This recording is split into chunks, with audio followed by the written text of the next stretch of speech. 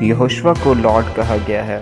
کیا یہوشوا خداوند ہے اور خداوند کا مطلب یہوہ ہی ہے؟ تو پھر آئیے دیکھتے ہیں کہ اس کے لیے جو گریک ورڈ ہے یا اسٹرانگ ہے وہ کیا ہے۔ تو لارڈ کے لیے جو اسٹرانگ ہے وہ 2962، جس کو گریک زبان میں کوریوس کہا جاتا ہے، جس کا مطلب نکلتا ہے لارڈ، ماسٹر یا سر۔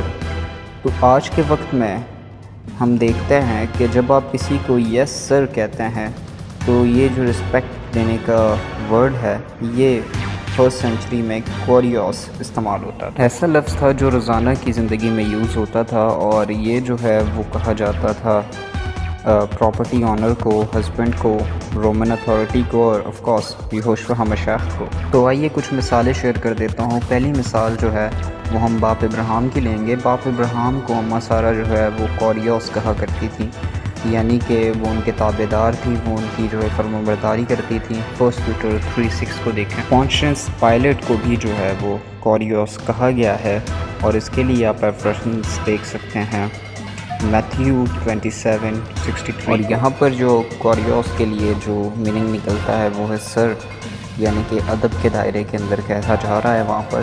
اور پھر اسی کے ساتھ ہم دیکھتے ہیں کہ یسوع مسیح کے جو ایک پیروکار، ان کے جو شاگرد ہیں، ان کو بھی جو ہے وہ کوریوس کہا جا رہا ہے، یعنی کہ فلپ کو کہا گیا ہے گریکس کی طرف سے، جس کے لیے آپ دیکھ سکتے ہیں جان 12:21 کو۔ ان مثالوں سے یہ ظاہر ہوتا ہے کہ کوریوس جو لفظ ہے یہ انسانوں کے لیے بھی استعمال ہوا ہے۔ یہ ٹائٹل جو ہے وہ انسانوں کو بھی دیا گیا ہے اور مسیح کو بھی دیا گیا ہے۔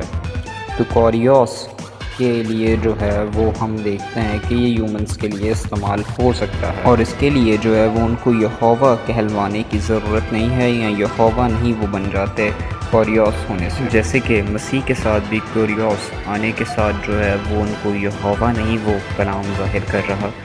جیسا کہ آپ دیکھ سکتے ہیں کہ اس کی کنکلوژن جو ہے وہ یہ نکلتی ہے کہ اگر آپ کوریوس کو جو ہے وہ صرف یہوہ خدا سمجھتے ہیں تو پھر اس ویڈیو کے اندر جو دیے گئے ایگزامپلز ہیں ان کو بھی جو ہے وہ یہوہ ثابت کرنا پڑے گا، یعنی کہ کیا باپ ابراہیم کو یہوہ کہہ سکتے ہیں؟ تو کوریوس جو ہے وہ ہمارے مسیح یہوشوا ہمشیخ کو، جو ہمارا بادشاہ ہے، کہا جا سکتا ہے، لیکن یہ بھی ٹائٹل جو ہے وہ ان کو یہوہ نہیں بناتا بلکہ یہوہ کا بیٹا بناتا ہے۔